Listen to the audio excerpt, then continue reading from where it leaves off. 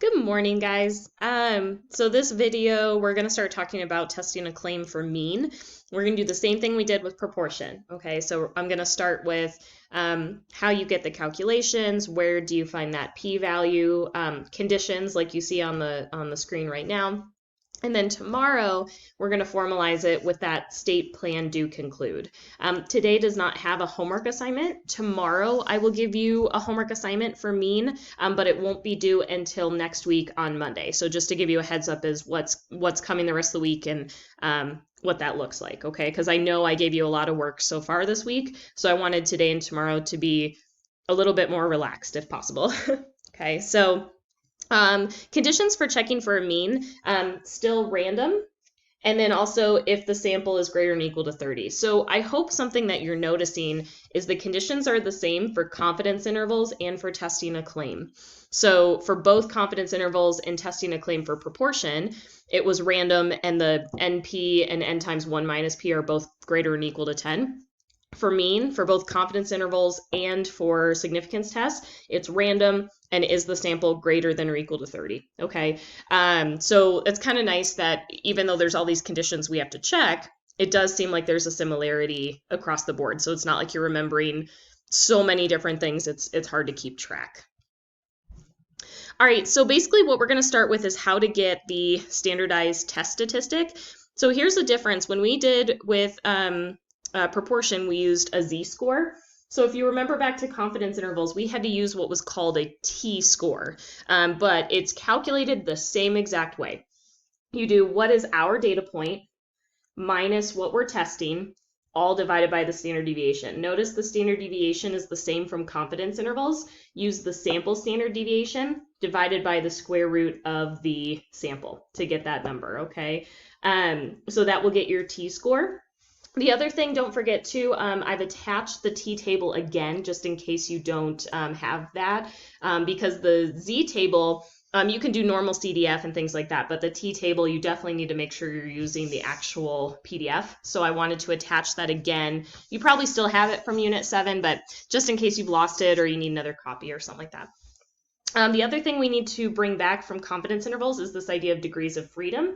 So don't forget, your degrees of freedom is whatever your sample size is minus 1, okay? We're going to talk about what that looks like, and I'll show you some examples. All right, so we can use table B, that T table, to find a p-value from the appropriate T distribution when performing a test about a population mean. It says in the radio station example, we didn't actually do that, but there's an example where we plan to carry out a test where the true mean is 50, that's been established, but we're thinking our alternative hypothesis is that the mean is less than 50, where mean, mu, is the true mean amount of music played in minutes during each hour by the station, by like a radio station. So in n equals 12 randomly selected hours, the radio station played an average of 47.9 minutes of music. The p-value is the probability of getting a result this small or smaller purely by chance if, in fact, the null hypothesis is true.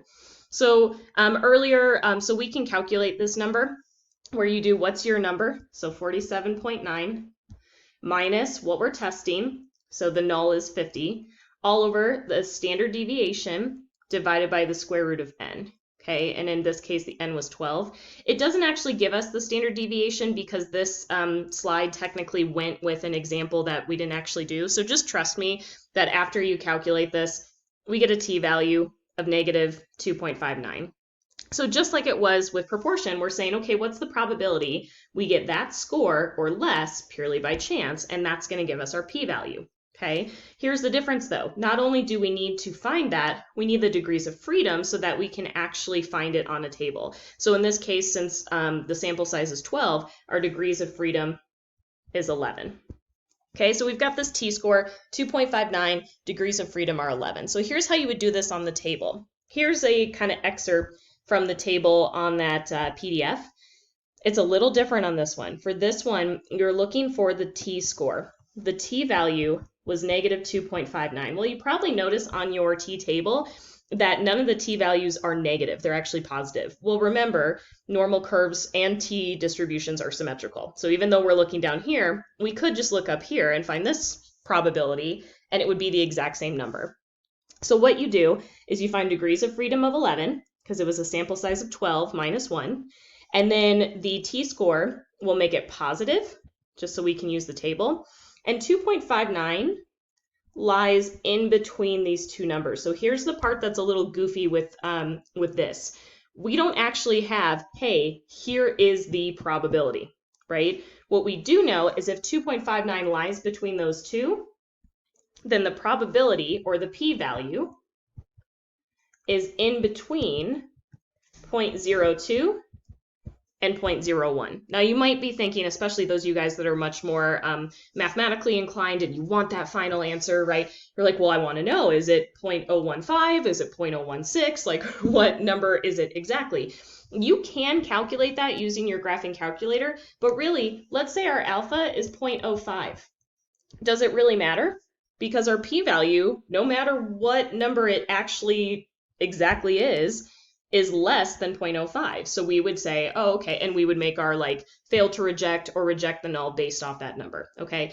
You're never going to get into a situation where the p-value is like, you know, in between 0.04 and 0.06, and you have to figure out like, oh my gosh, does that actually count? Or like, you're not going to get any data that's like that. You might in the real world, but for the problems I give you guys, it's going to be very, very straightforward. You reject or you fail to reject. You're not going to have anything in the middle. So here's an example. Suppose that you want to perform a test at the alpha level significance level of 0.10 significance level. The null hypothesis is the mean is 7 versus the alternative hypothesis is the mean is anything but 7. A random sample of size n equals 25 from the population of interest yields a sample mean of 7.045 and a sample standard deviation of 0.2. In the previous example, we calculated the standardized test statistic to be t equals 1.125. So we didn't actually do that example, but remember, if you had to calculate the t-score, you would do our data point minus the null hypothesis all over the sample standard deviation divided by the square root of the sample size. If you calculate that in your calculator, you'll see where that 1.125 came from. Okay, I'm just kind of skipping that step. So find the p-value using table B. Assume that the conditions are met carrying out the test. So for example, even though our sample size isn't 30 or bigger, they must have the data in front of them and see there's no obvious skewness, so we can kind of say, oh, okay, technically we're good. So right now, pause the video, use that t-table, and see if you can figure out what that p-value is in between. And then let's then unpause the video when you're ready to see and see if you did that correctly. All right, so first thing is we have that t-value that's calculated. Degrees of freedom is n minus 1. Well, n, the sample size was 25. So we're looking at degrees of freedom of 24, okay? So if you go to look, okay, the area should have been between 0.10 and 0.15. Okay, so basically what you're looking for, if when you find that degrees of freedom of 24 on the left, you'll see all the probabilities up at the top, and you'll see all those t distribution numbers going across. If you look for 1.125, it should land in between 0.1 and 0.15 up at the top. Okay, here's the only difference. Normally we'd say, oh, okay, the p-value is in between those two numbers, right? But remember with proportion, how we talked about if it's a two-tailed, you have to double it. So if you look back here, our alternative is two-tailed. It's saying, I just think the mean's anything but 7. So what we do is we just multiply everything by 2. So we say the p-value is actually somewhere in between these numbers, okay? Obviously, we would fail to reject the null. Both of those probabilities are pretty high, so that wouldn't be convincing evidence that the null is not what it should be, okay? But that's kind of how that works, okay? Remember, if you're getting stuck on that, use this slide right here to kind of help you out with where those numbers come from. I know it's hard for me not to show you guys in person, so if you're struggling with that, see me for office hours and I can help visually a little bit more, okay? So don't forget, just really fast, if the correct degrees of freedom isn't listed, use the greatest one available that's less than that. So if I remember correctly on the table, I believe it goes up to 40, and then after that, like, so it's 1 through 40, and then after that it starts skipping around. So for example, if you got a degrees of freedom of like 46, use 40, because it's the greatest degree of freedom that's available, that's still less than the number you got, okay? So just a reminder from Unit 7 when we had to do that. Okay, here's a practice question. Go ahead and pause the video and give it a try, and then unpause it when you're ready to see the answers. All right, so we're talking about a significance test for mean, so we need to check the conditions. So number 1, is it random? Well, it says random sample, so yay. And number 2, is the sample size greater than 30? And it says a random sample of 30. Remember, it can be greater than or equal to, so we're good. So if you look right here, here's basically what I said out loud, okay? Next thing we need to do, calculate the standardized test statistics. So T equals, well, we got a, where is our sample? The amount of active ingredients we want to perform a test. Oh, there we go. The amount of the active ingredient in the 30 selected tablets has a mean of 319 and a standard deviation of 3. There we go. I just need to read. It's in the question.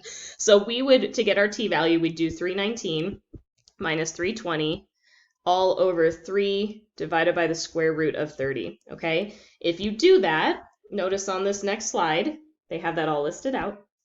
Okay, and you get a test statistic of negative 1.83. So then you also get a degree of freedom of 29, because 30 minus 1.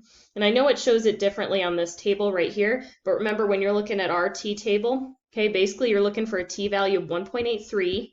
What two numbers does it lie in between with degrees of freedom of 29, okay? And you should get like 0.025 and 0.05 where it lands right in the middle. So you'd say, oh, okay, my p-value is in between those two numbers. But don't forget, our alternative is, I think it's not that, it's two-tailed. So we need to take that and double it. So that's where they get, all right, the p-value is actually in between 0.1 or 0.05 because they doubled those numbers. So that's where that comes from, okay? So number 4, because the p-value of between 0.05 and 0.10, see, are greater than or equal to 0.05, right? No matter what number it is, it's greater than or equal to 0.05, so we would fail to reject. So that's what I mean by you're never going to get a range that's kind of weird like that, okay? All right, so that is the end of the lesson for today. Tomorrow, I'm going to continue kind of clarifying and formalizing the state plan do conclude and how that all works. So today, my recommendation would be just to reintroduce yourself to that T-table from Unit 7 and stop by for office hours if you're getting stuck with where that number is coming from, because really the rest of it is a lot like proportion. So if you were doing okay with significance tests for proportions, the rest of it should be okay, but using that T-table might be a little fuzzy for you guys. So feel free to chat with me or connect and I can help you out with that, okay? And then I will send another video tomorrow. Happy Wednesday!